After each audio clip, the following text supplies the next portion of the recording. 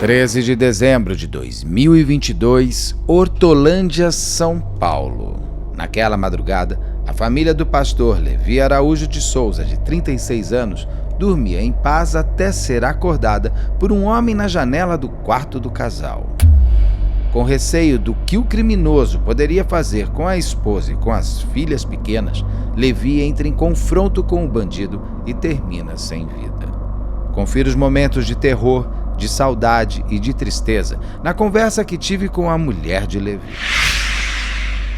Diretamente de um dos endereços mais famosos do Brasil, de um dos principais cartões postais da cidade de São Paulo, e com as transmissões feitas dos nossos estúdios na Avenida Paulista, eu sou Beto Ribeiro e este é o Crime S.A. Olá, sejamos todos muito bem-vindos. Por favor, não deixe de se inscrever, curtir, compartilhar, ligar sininho, marque nas suas mídias sociais, nos marque nas suas mídias sociais. Assim a gente vai construindo esse canal que é bom demais para ser feito, para a gente entender o comportamento humano dentro do crime e para a gente também trazer vozes, principalmente das vítimas que merecem toda a sua justiça sendo feita. Se puder, seja membro, se não puder, tá tudo certo, deixe que venha comigo até o final dessa entrevista que eu vou fazer com a Elaine, a esposa do Levi. É tudo muito recente o que aconteceu com vocês. É uma mudança total de tudo, né? Eu só posso imaginar, não posso dizer que eu entenda. Eu tenho total empatia e compaixão, mas eu acho que é uma dor tão real e tão única que só quem passa sabe. Então, Helena, eu queria, com você, conhecer um pouco. Aconteceu agora, aconteceu em dezembro de 2022, não é isso? Exatamente. Tudo. Vou pedir só para você pôr o microfone mais para você, se puder falar um pouquinho mais alto. Assim, isso. Mas eu quero voltar, é muito recente, são 7 meses. A gente está gravando hoje, é 14 de julho, então ontem foi dia 13 de dezembro, fez 7 meses. 7 meses ontem.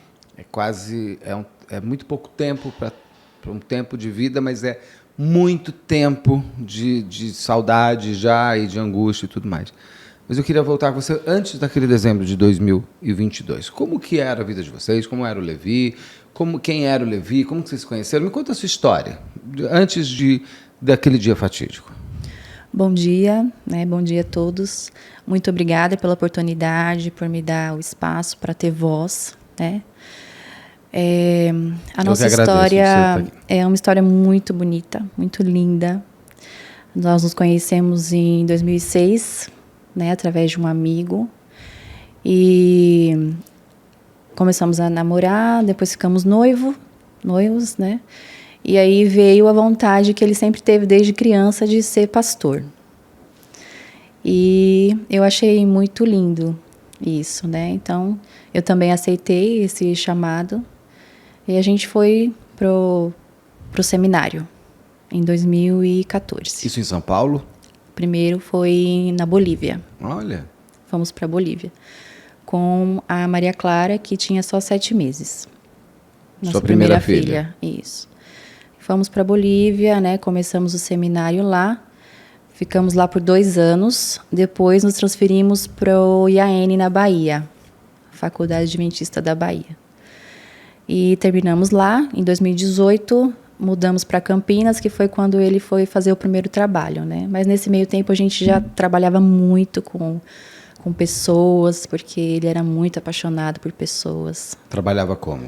Trabalhava evangelizando pessoas, né? Para Deus. E a gente sempre junto, em todos os lugares. Em todos os lugares. Viajávamos muito, né? Levava a Maria Clara, que é a menor. E lá, eu, na Bahia, acabei tendo a Emanuela, que é a segunda, que tem 5 anos, fez 6 anos. A Maria Clara tem 9 anos. E em 2018 a gente veio para Campinas, foi para Campinas, né, para começar o trabalho já como pastor. E em 2019 nós mudamos para Hortolândia. 2018 e 2019 ficamos em Campinas, 2020 mudamos para Hortolândia, onde ele foi exercer lá no NASP Hortolândia o cargo de pastor de jovens. Trabalhava diretamente com jovens, né? E a gente tinha um trabalho muito bacana. Ele tinha um trabalho muito bacana com morador de rua, né? Pessoas em situação de rua. Tinha um prédio perto da nossa casa que tinha muita gente necessitado, e toda sexta-feira a gente fazia um trabalho com essas pessoas, levava comida, né? Levava os jovens da igreja para cantar, para orar com eles. Enfim, era uma pessoa extremamente ligada com o ser humano para ajudar, né? Se ele tinha roupa do corpo e a pessoa estava com frio, ele tirava e dava. E não tinha inimigos. Não tinha inimigos. Ele só tinha amor no coração. Era uma pessoa que tinha um coração assim de criança. Sim. Eu Era falava inocente, é isso? Era ingênuo? Muitas vezes eu falava assim, porque alguém fazia alguma coisa com ele, e eu queria que ele respondesse de uma forma, porque eu sempre fui mais geniosa, né? Eu sempre fui a mais geniosa do casal. E eu queria que ele respondesse de uma outra forma, mas ele não. Ele agia totalmente diferente do que a pessoa estava propondo ali no momento, bem pacificador, muito tranquilo, e todo mundo gostava dele. E o que acontece naquele 13 de dezembro? Naquele 13 de dezembro, um dos piores dias da minha vida. Talvez acho que o o pior dia da minha vida, com certeza. A gente, na segunda-feira, foi numa terça-feira, né? Na segunda-feira a gente passou o dia tranquilo, nós estávamos de mudança para um novo distrito, Itapeva, né? Ele foi chamado para ser pastor distrital lá, que era o sonho dele, assumir um distrito.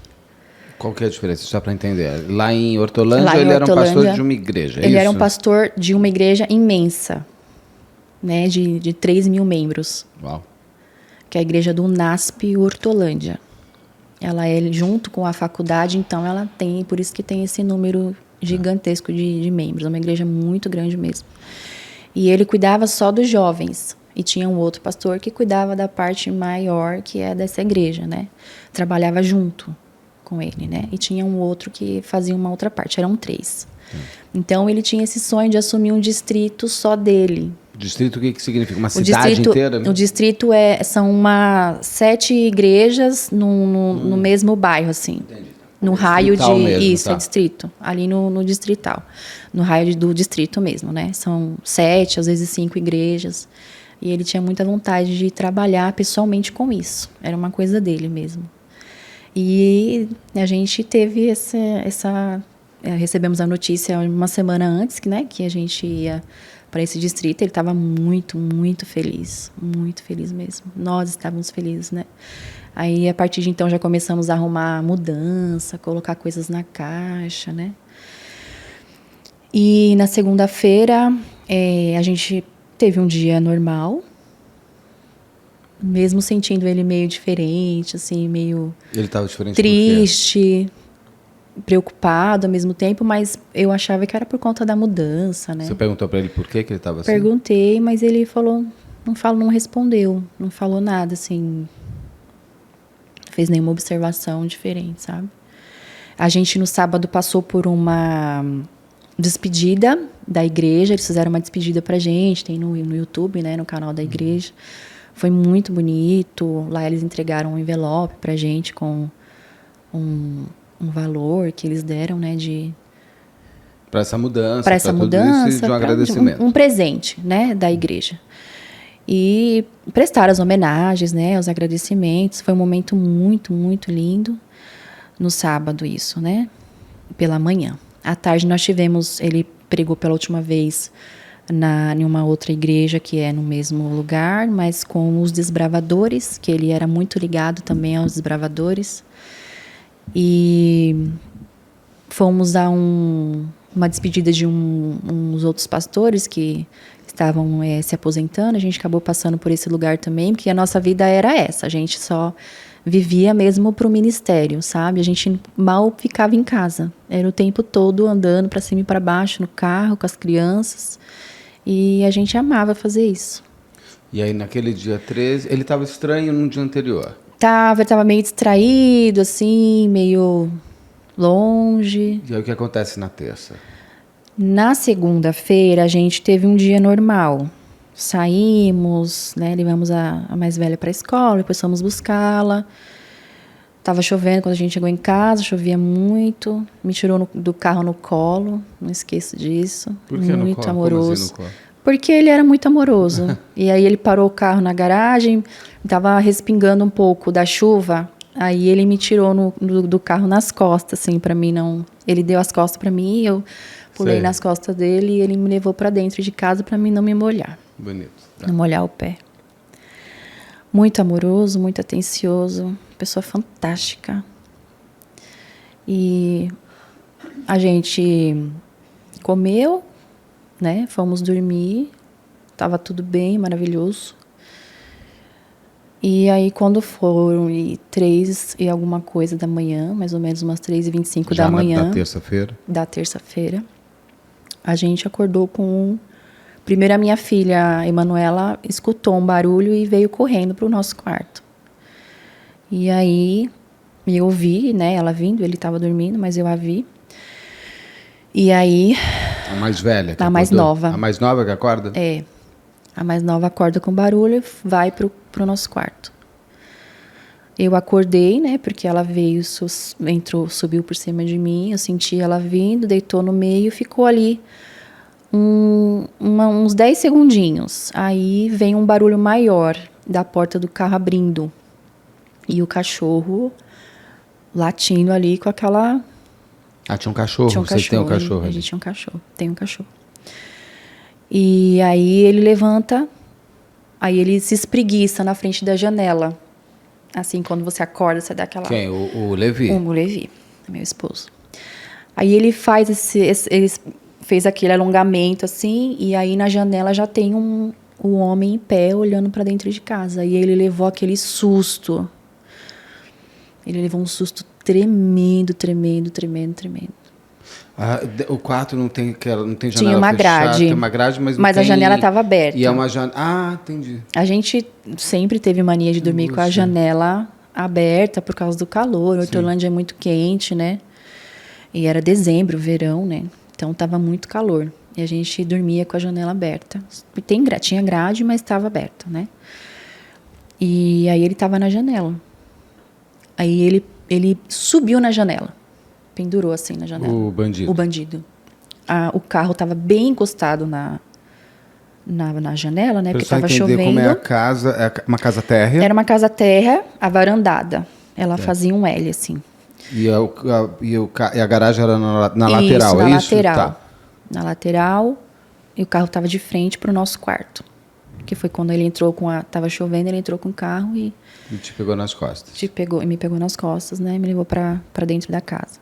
E o carro estava na janela do quarto, bem encostado na janela do quarto.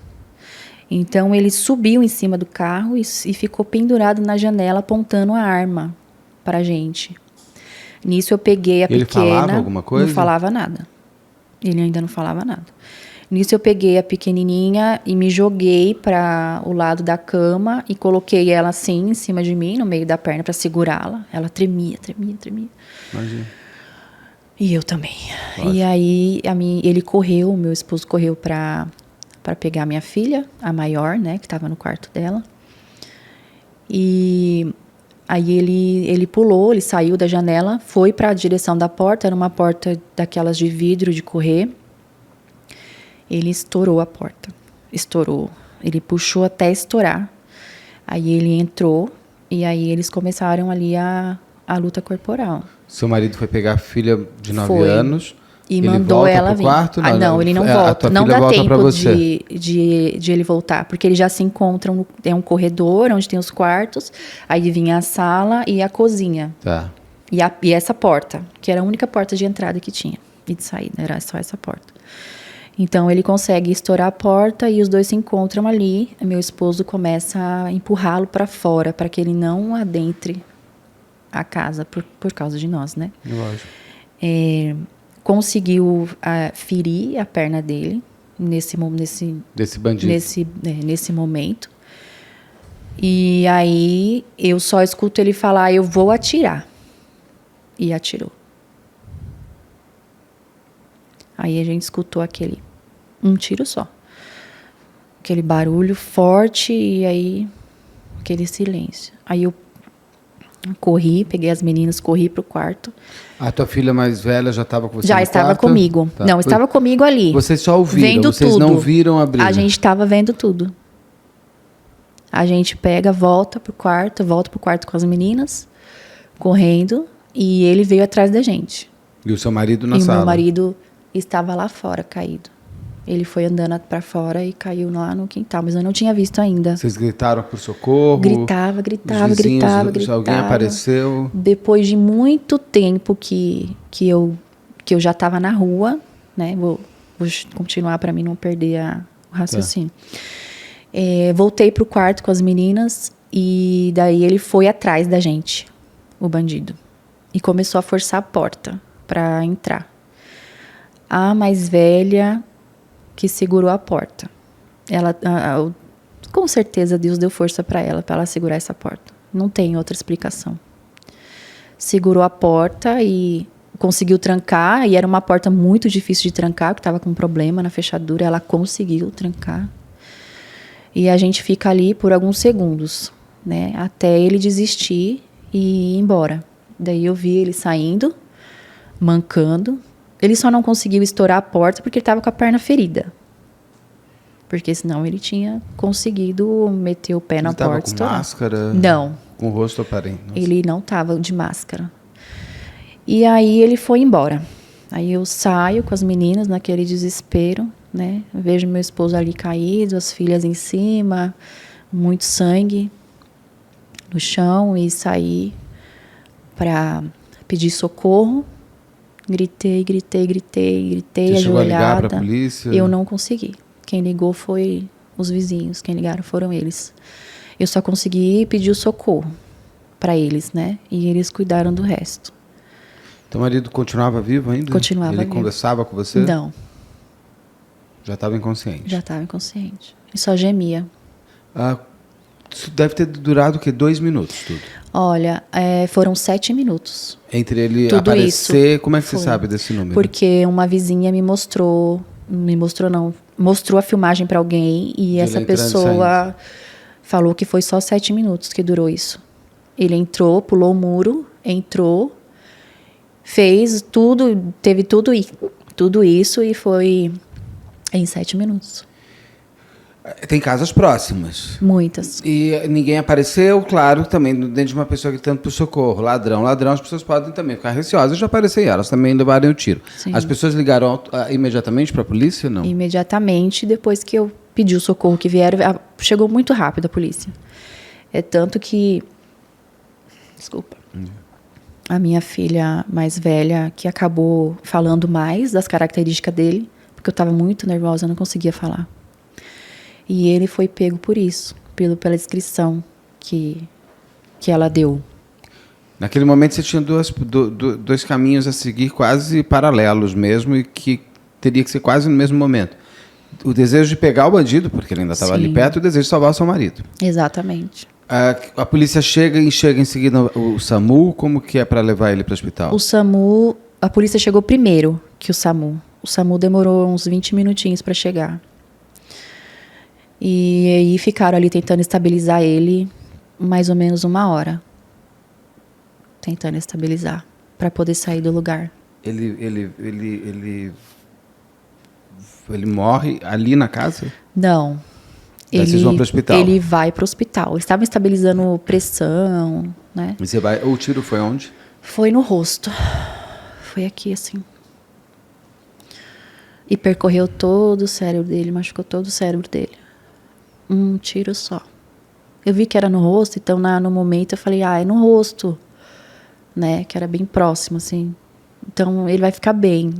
Mas então ele ficou frente a frente com o revólver. Ficou. Pistola. Era uma pistola velha. Velha. E a polícia consegue pegar esse... Você reconheceu ele? A sua filha reconheceu ele? Eu.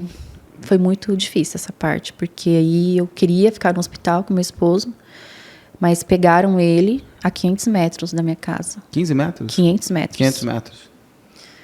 Pegaram ele a 500 metros e eu tive que sair do hospital e ir para a delegacia, porque senão ele seria solto. Mesmo tendo filmagem dele, né, que o policial estava com a câmera. Você precisou reconhecer? Eu tive que ir, porque senão ele seria solto. Então eu tive que juntar a força de onde eu não tinha, né? Deus me sustentando o tempo todo, claro, e um casal de amigos me levou para a delegacia, bem longe do hospital, então era angustiante. E ele estava no hospital, ainda estava vivo, né? Fui para a delegacia para fazer o reconhecimento. Chegando lá, o investigador começou a me mostrar um monte de foto aleatória, ao invés de me mostrar logo a foto dele. Não pode, ele tem que mostrar várias fotos. Confusa, e fiquei mais confusa ainda. Porque se ele só mostrasse a foto dele, o advogado dele depois poderia apontar como um erro, inclusive, da polícia, e ele poderia até ser solto. Soltar. É muito difícil, porque você está sofrendo a emoção do momento. Sim. Mas se a polícia não for gelada e para poder, inclusive, prender, depois você vai ter o pior ainda, que é ele ser solto. Aí você teve que ver as fotos e mostrando as fotos, você reconhece ele? Aí reconheço ele nas fotos. E falei, é esse. Aí ele estava lá, mas eu tive que ir num lugar onde me colocaram numa janela, né, atrás, para ele não me ver, apagaram a luz. E ele ficou num lugar de claridade, porque nisso já tinha amanhecido o dia, né? Estava com as mãos para trás, eu gritei bastante, fiquei muito agitada. Perguntei por que ele fez isso. Meu esposo é um pastor, né? Uma pessoa que ama pessoas. Ele nunca fez mal para ninguém. Ele só balança a cabeça e... Ah, você falou com ele? Falei com ele. Mas essa janela... Um vitrô de cozinha, por exemplo. E ele não me vê, ele só me ouve. E aí ele abaixa a cabeça? Abaixa a cabeça. E aí, quando eu te perguntei se você reconheceu, ele já era uma pessoa conhecida de vocês, da igreja? Nunca vi. Ou de algum lugar? Eu nunca vi. Pode ser que meu esposo tenha visto alguma vez. Porque como ele trabalhava muito com moradores de rua, pessoas em situação de rua, pessoas necessitadas, de repente... O fato de o seu marido estar meio estranho no dia anterior não tinha nada a ver com o que aconteceu? Não. Era só uma sensação, é isso? Pode ser. Eu achei que uma sensação, assim, de... Não sei. Algo vai acontecer. Sim. E aí, o que você descobre dele? Quem é o autor de tudo? O que ele já fez? Para ele ter foto, inclusive, na polícia, já tem passagem. Eu sei que ele tem passagens por furto. É o primeiro homicídio dele. O primeiro latrocínio Homicídio, dele. latrocínio, eu acho que era o primeiro. Ele chega a roubar alguma coisa da casa? Nada. E o que ele fala? O que ele alega? Olha, um policial que fez a apreensão, que estava no dia, a advogada fala que ele se manteve em silêncio. Mas, na verdade, na delegacia ele falou. O que ele disse? Ele disse que foi numa missão. Missão para? Só disse isso. Para matar? Deve ser. E eu voltei na casa depois para pegar umas roupas para as meninas, né? Que elas ficaram em casa de pessoas. E depois eu tive que voltar para pegar umas roupas para elas. Ele estava no hospital ainda, antes de eu ir para a delegacia. Depois que eu fui na delegacia já. E encontro uma mochila.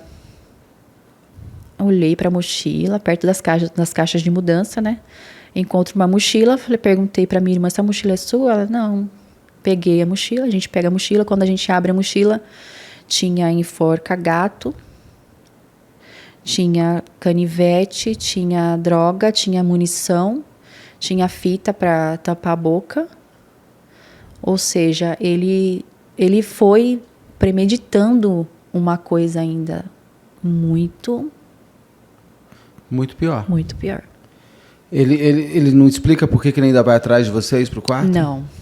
Isso ele não fala, até porque eu não falei para a polícia. Isso, né? Mas ele vai no quarto, tem todas as pegadas dele de barro. Ele reconheceu a mochila dele? Não sei. Você entregou para a polícia? Entreguei para a polícia. Uma pessoa entregou para a polícia. A gente sabe qual era o modus operandi dele se ele é furto, ele não roubava, ele furtava. Então ele entrava em locais sem ninguém, é isso? Tinha na bolsa dele ferramentas para abrir portas também. Não, eu digo, os outros roubos anteriores, para saber se, assim, ele foi para vocês com esse enforca-gato numa missão. Sim. Ou se ele agia já dessa maneira outros roubos anteriores, Ou furtos? Ele furtava, ele não tinha roubo? Ele furtava. Então furto não tem ninguém. Eu não sei muito bem te falar esse contexto do que ele fez. Para entender o seguinte, ele foi lá para matar vocês? Provavelmente. E por quê? A família. A família toda. Por que você acha? Se você me falou que seu marido não tem inimigos. Eu não faço ideia. Ele estava em disputa de cargo com alguém dentro da igreja para ganhar essa promoção para o distrito? Porque é uma promoção, não é? É.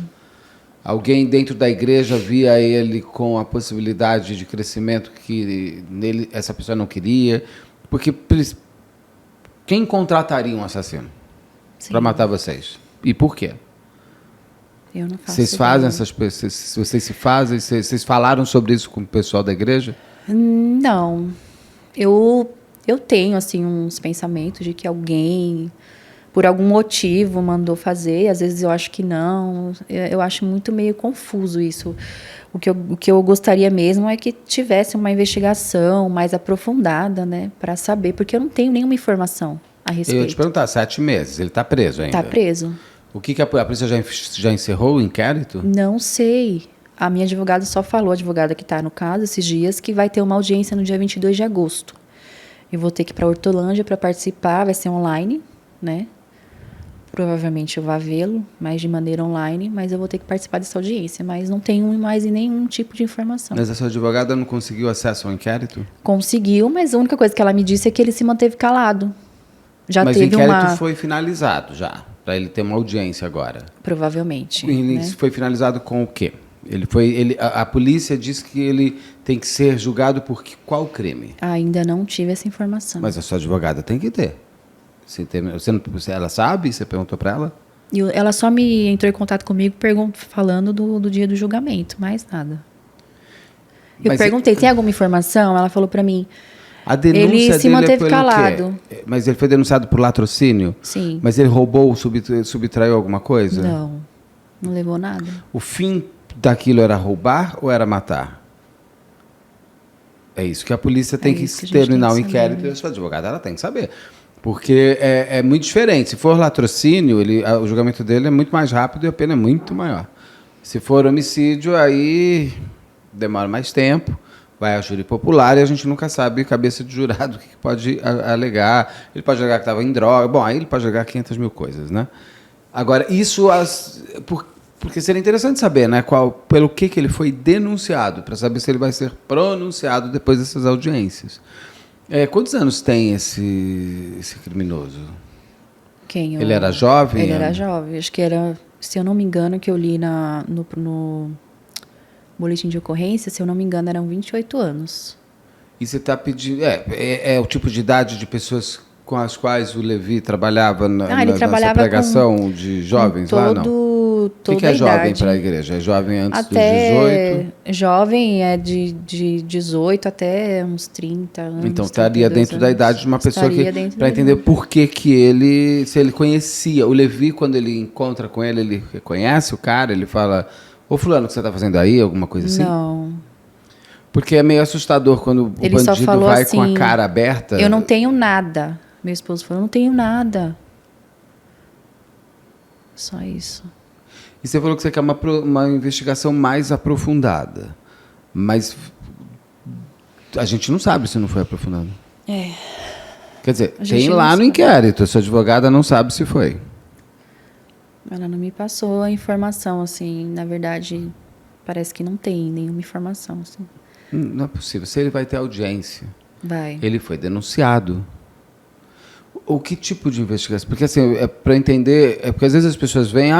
qual é o seu desejo, né? Ter voz para que a polícia ache o corpo da minha filha ou que faça a investigação para chegar ao autor. Neste caso, a polícia já tem o autor, está preso. Ele vai passar por audiência logo, o inquérito foi finalizado. Então, existe uma investigação. E eu te falar, você precisa ter um advogado. Você já tem uma advogada. Essa advogada que precisa também te municiar melhor de informações, porque, de repente, tudo que você está querendo já foi feito. E aí ele vai para um julgamento fora. Latrocínio é sempre melhor, né? Eu queria muito saber o porquê.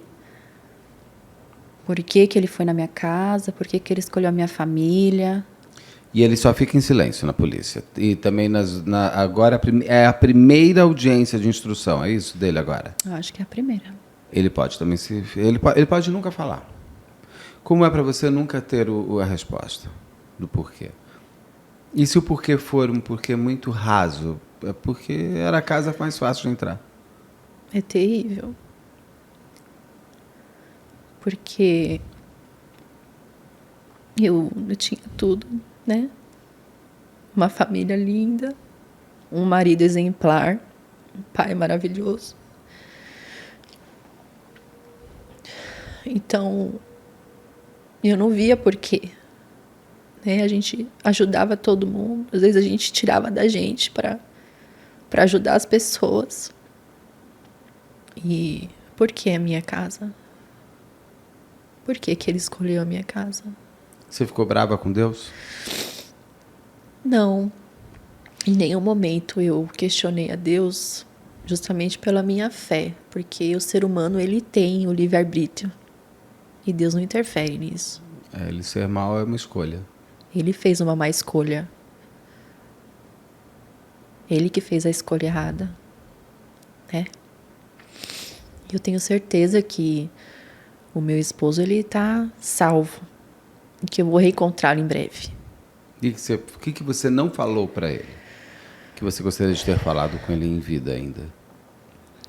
Ai, a gente se dava tão bem. Quem conhece a gente sabe que a gente era um casal assim tão bem resolvido, tão maravilhoso, que eu acho que não... o que eu tinha para falar para ele, eu falei na segunda-feira. Porque E o que você falou?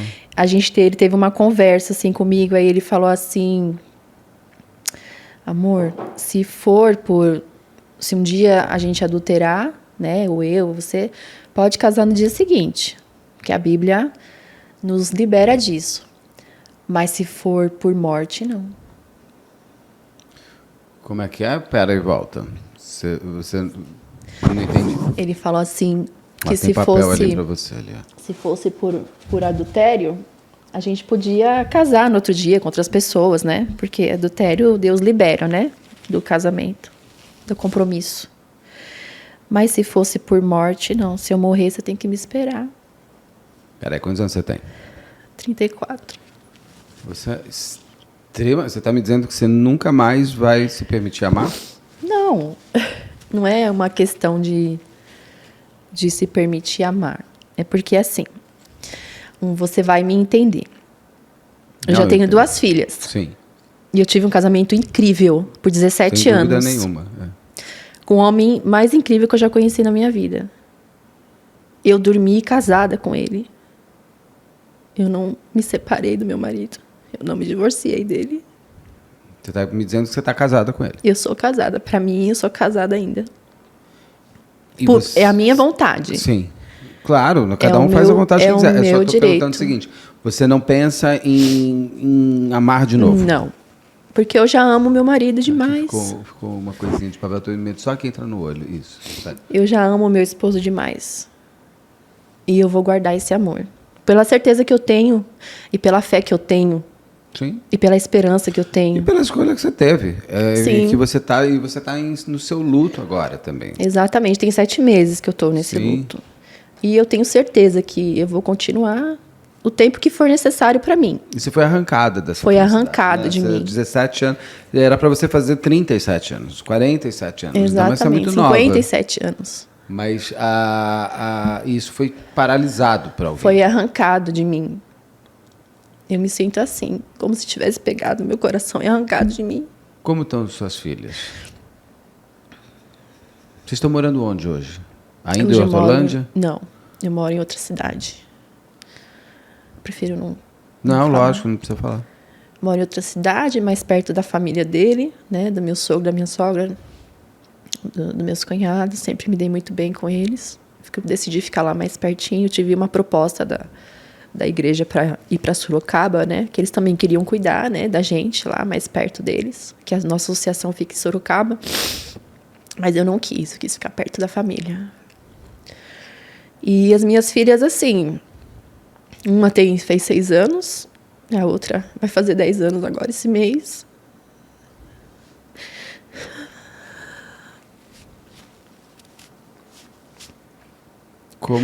Principalmente porque elas viram ele atirando no pai, não viram? Pequenininha, tem vezes que tá muito nervosa. Ela fala, eu tô muito nervosa, me deixa em paz. Por que aquele homem não levou o celular?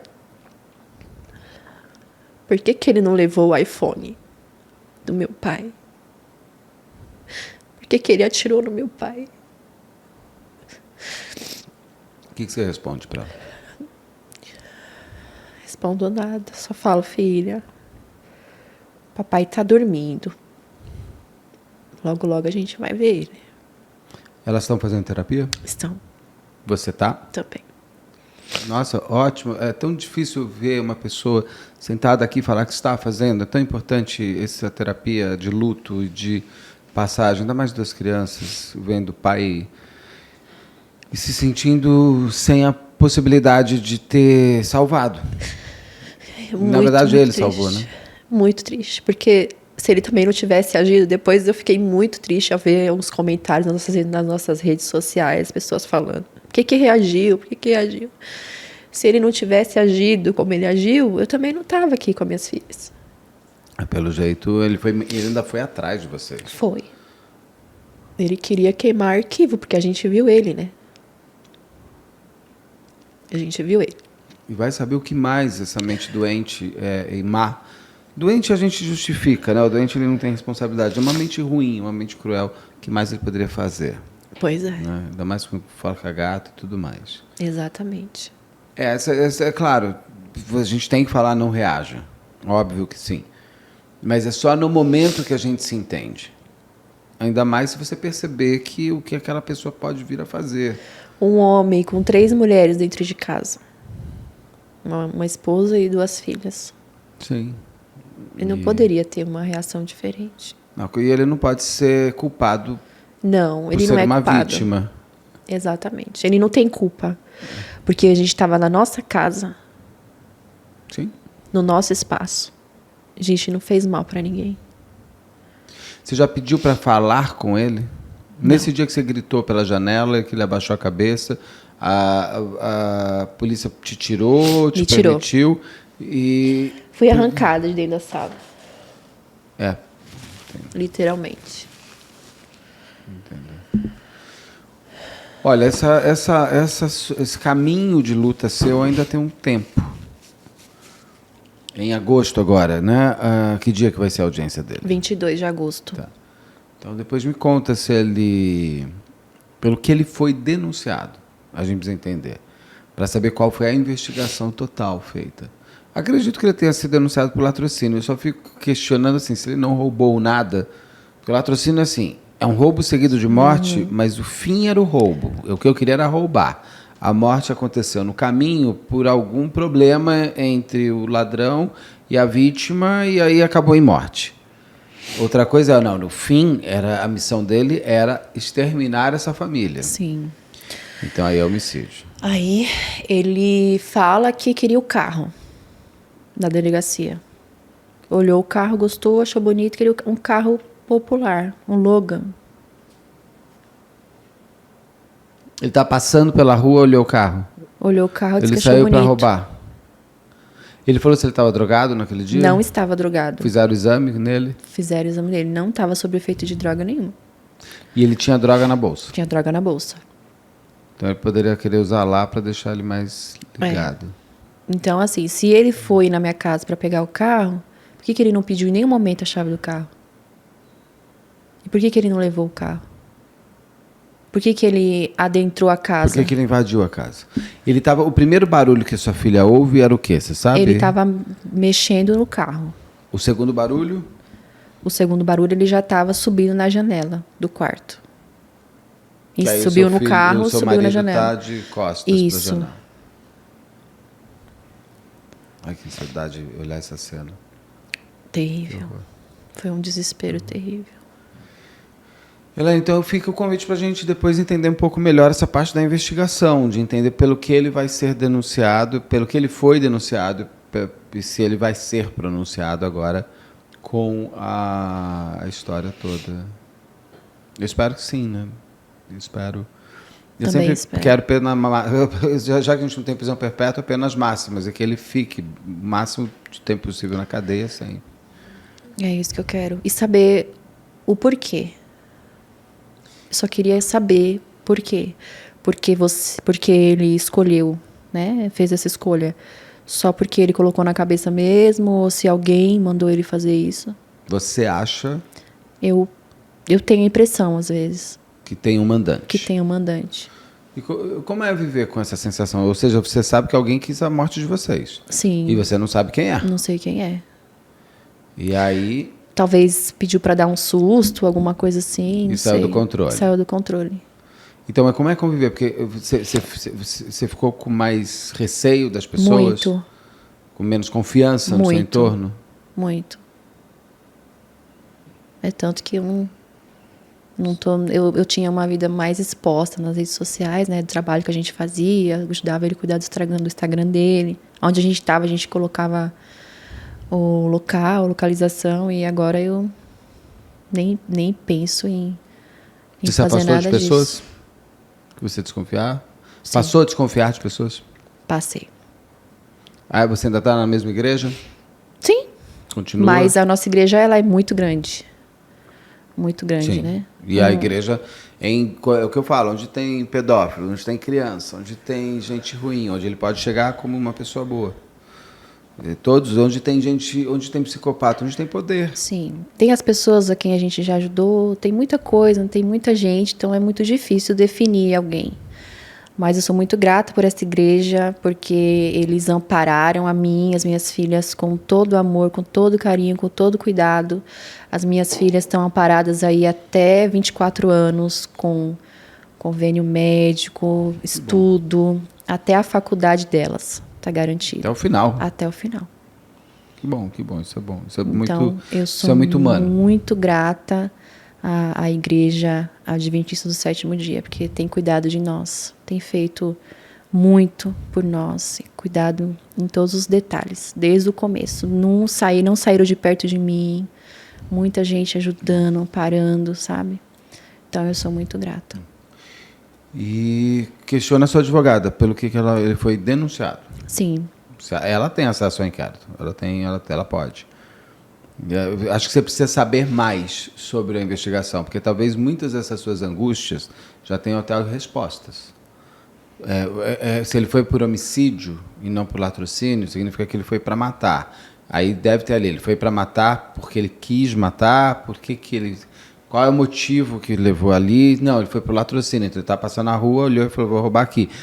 Ele pode ter saído, hoje eu vou roubar uma casa. Agora, ele entrou a esmo ou ele já estava circulando antes? Ele já estava olhando a sua casa antes? Na filmagem do vizinho, ele entra direto. Ele chega e vai direto na tua casa? Eu cheguei a ver o vídeo, ele entrando. As suas casas dos vizinhos são mais difíceis de entrar? Não. É igual a sua. E os carros que estavam na garagem são iguais? Bem melhores. Bem melhores. Ele chega direto. O nosso carro era carro popular, um Logan, 2013. Sim. Carro popular. Não. Simples. Ele, na filmagem, ele vem do terreno que tem no fundo, que era um terreno baldio. Ele atravessa a rua e vai direto na nossa casa. Alguém já tinha visto ele andando ali pela rua? Não sei. Para saber assim, porque às vezes ele ficou rodeando. Eu tenho uma missão, eu tenho que entrar na tua casa, eu tenho que estudar o local, né? Sim. Se ele passou antes. Como é que você vai entrar onde você não conhece? E vai direto. Se você não sabe quem mora ali. Se a pessoa tem uma arma ou não. Sim. Se a pessoa vai reagir ou não. Esse que é o problema. Porque ele conhecia a gente. Você acha que o criminoso já conhecia vocês? Eu acho. Porque ele sabia que meu esposo não tinha uma arma. Como é que você vai entrar 3 horas da manhã na casa de uma pessoa? Bandido não vai muito com essas... Se eles, não obrigatoriamente. Ele pode ter entrado sem droga, na casa, sem nada. Ele pode ter entrado na casa para roubar mesmo, para furtar o carro e aí aproveitou com a janela aberta. Tem tantas possibilidades. É um crime muito aberto. Não dá para fechar nenhuma porta, a não ser que se investigue cada uma delas. Mas não é impossível que ele tenha entrado direto na casa. Ele estava olhando, já tinha... Vocês viram, você tem um momento que ele chega direto. Vocês olharam uma hora antes as imagens para ver se ele já não estava passando na frente? Então, porque de repente, se você olhou imagens em tempos anteriores, você pode ter visto ele antes passando, decidindo qual casa. Disseram que não. Entendeu? Disseram que só tem porque a pessoa filma, a câmera dela e filma o tempo todo, né? Então, mas analisaram isso? Analisaram. Essa hora antes? Ele só entra essa hora. Ele só aparece ali na rua nessa hora. Ele chega direto por essa hora. Exatamente. Então, por isso que é importante entender com a advogada o que ela já viu do inquérito, o que ela já tem. Para a gente poder entender como foi a investigação. Até para poder cobrar uma investigação melhor, eu preciso saber se a investigação não foi boa. Se ele já vai para agora, para a audiência... então, está andando, o processo está andando. Está andando. Está até rápido, porque foi em dezembro? Foi em dezembro. Ele vai em agosto, não fez nenhum ano. Tem gente que demora, às vezes, o Jairinho mesmo agora, foi agora que eles foram pronunciados. Tem o quê? 2 anos. Então, você tem uma... certa rapidez. Está indo bem, o tempo está indo certo. Talvez até algumas dessas respostas você já tenha no inquérito. Então... Muito obrigado, Elaine, por ter contado sua história. O canal está aberto para a gente poder continuar entendendo como é que está o desenrolar de tudo isso. Eu desejo a vocês muita paz, muita... Eu acho que ser feliz como foi, talvez nunca mais, mas buscar uma nova felicidade, uma nova forma de ser feliz. Eu tenho 2 filhas muito pequenas, que elas também têm o direito de não viver à sombra de um crime tão violento.